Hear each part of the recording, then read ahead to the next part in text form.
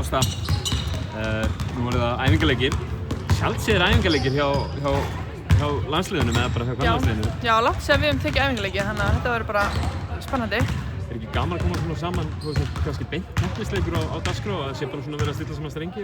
Jú, mér finnst það mjög mikilvægt. Við náum mjög góðum sigri á móti Portúgal í síðasta glugga og það er bara gott að byggja á því og vera þá að æfa meira en bara í kringum þessa glugga. Þannig að við getum náð fleiri sigrum og svona. Ná í þessa leiki líka á móti Portúgal því að við skengja ekki þá leikurinn úti aðeins erfiðara heldur en heimaleikurinn. Þetta virðist alveg svona svo þið getur keppt á móti.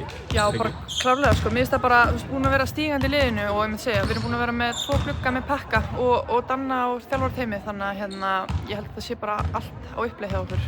Þeir eru að fá inn háskólaleikmenn og þeir eru að fá inn 16 og 17 ára leikmenn inn í liði líka. Hvernig er þessum leikmennum tekið hérna? Bara auðvitað frábærlega, skilur við þekkjum þær vel og búin að spila við þær í deildinni og svo er það búin að vera svona í kringum landsliðið, allar sem eru búin að koma inn, þannig að það er bara geggjað að sjá að fá tækifæri. Næsta undankeppni byrjar núna í vetur. Hvað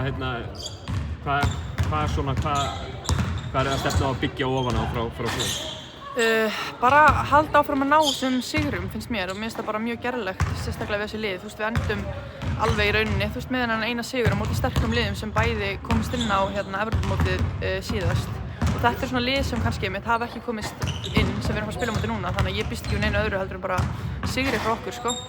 Stemmingin góð? Já, mjög góð. Kærar þakkir, Ásta. Gangi ykkur vel. Takk.